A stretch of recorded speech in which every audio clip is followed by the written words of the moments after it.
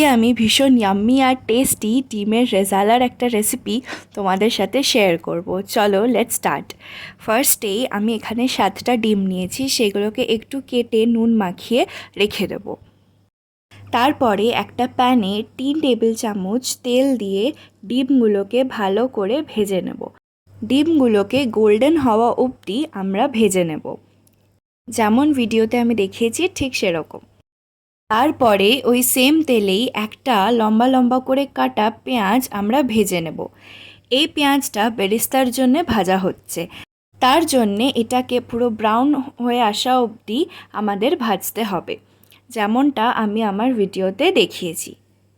ভাজা হয়ে গেলে এটাকে সাইডে রেখে আমরা একটা পেস্ট তৈরি করে নেব। পেস্টের জন্যে আমি এখানে 10-12টা ভাঙা কাজু নিয়েছি আর 2 চামচ পোস্ত দিয়েছি। তারপরে একটু জল দিয়ে এটার একটা মিহি পেস্ট আমরা তৈরি করে নেব। অন্য একটা প্যানে 2 চামচ তেল গরম করে 2টো তেজপাতা, 2টো শুকনো লঙ্কা আর এলাইচি দিয়ে সেটাকে একটু ভেজে নেব। তারপরে 4 টেবিল চামচ আমি বেটে রাখা পেঁয়াজ এখানে ইউজ করেছি। পেঁয়াজের কাঁচা গন্ধ না যাওয়া অবধি পেঁয়াজটাকে খুব ভালো করে ভেজে নিতে হবে।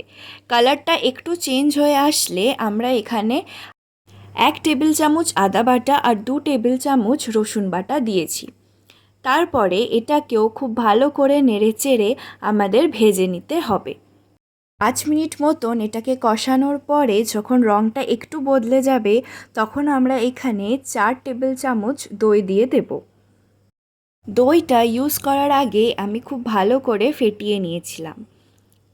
তারপরে সব কিছুকে ভালো করে মিশিয়ে আবারও 5-7 মিনিটের জন্যে কষিয়ে নেব।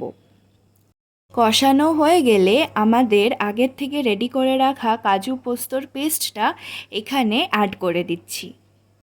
তারপরে সব কিছুকে মিশিয়ে নিয়ে আবার একটু ফুটে আসলে আমরা এখানে 1 কাপ মতন জল দিয়ে দিচ্ছি। জলের অ্যামাউন্টটা তোমাদের যতটা গ্রেভি লাগবে সেই হিসেবে দিতে হবে। জল দেওয়ার পরে 7-8 মিনিট রান্না করে যখন একটু ফুটে আসবে, তখন আমরা এখানে নুন দিয়ে দেব। আমি এখানে 1 চামচ চিনিও দিয়েছি। তারপরে সব কিছুকে মিশিয়ে নিয়ে আমি এখানে 1 টেবিল চামচ কাশ্মীরি লঙ্কার গুঁড়ো দিয়েছি, একটু রঙের জন্যে।